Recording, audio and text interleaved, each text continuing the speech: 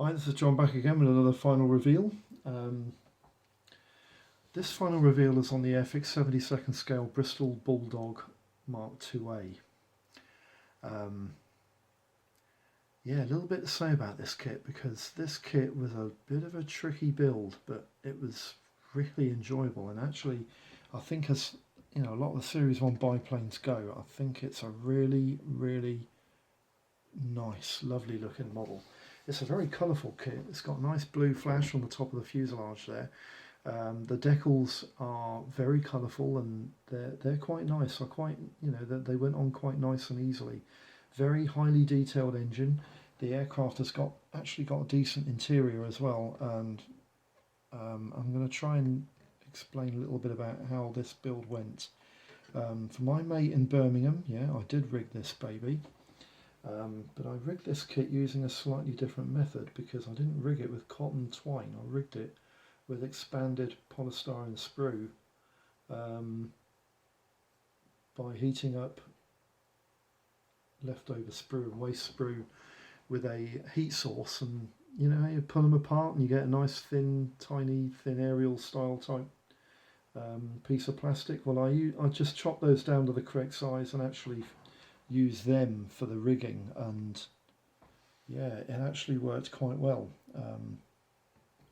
That's the rigging. Quite pleased with the results on that one. It's quite an easy rig, except for the ones going into the fuselage struts there. They were a bit tricky, and there's also an X style rigging set that goes into the undercarriage assembly there.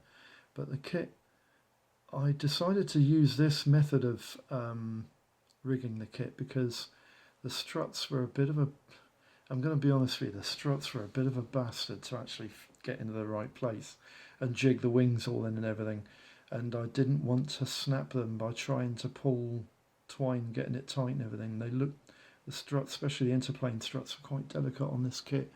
But I think the actual finished result worked quite well, and I've got the tightness I was after with the rigging, so I was quite pleased with that. Very, very happy with that rigging result.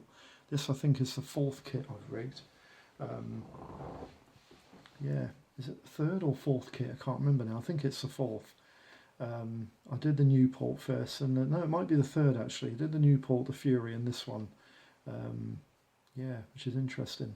And they seem to be working better all the time. The propeller is a nice spinning propeller on this kit. It's quite nice. The underside, yeah, it's quite, I think the actual kit's come out quite nice.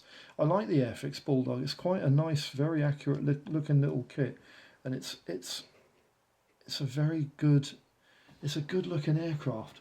A couple of interesting things about the Bulldog that a lot of people may or may not know, but the Bulldog 2A was actually the subject aircraft that Douglas Bader lost his legs in when he performed a low-level manoeuvre and the wing tip touched the ground during his manoeuvre, and the aircraft flipped over into its it put engine first into the ground and then flipped over, and his legs were so badly damaged in the accident that he had to have them amputated. So it was the Douglas Bader incident aircraft was a Bulldog Mk-IIa. And the other thing about the Bulldog Mk-IIa is that it actually won the fighter aircraft competition to enter service with the RAF, beating the Siskin in frontline service. I'm pretty sure it was the Siskin that it beat.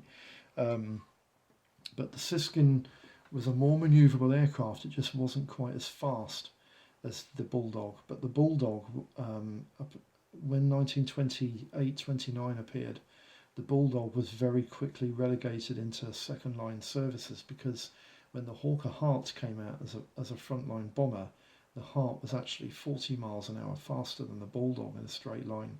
And the Bulldog was a fighter and the Hart was a bomber, which is why the Hart was very quickly rebuilt on the production line.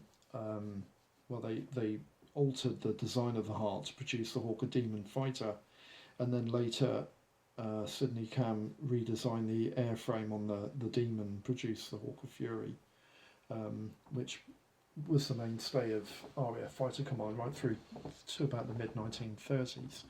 but the Bulldog was the aircraft that paved the way for tubular construction fabric covered fighters, and the Bulldog was an extremely rugged design. It was a very good design, well liked by its pilots.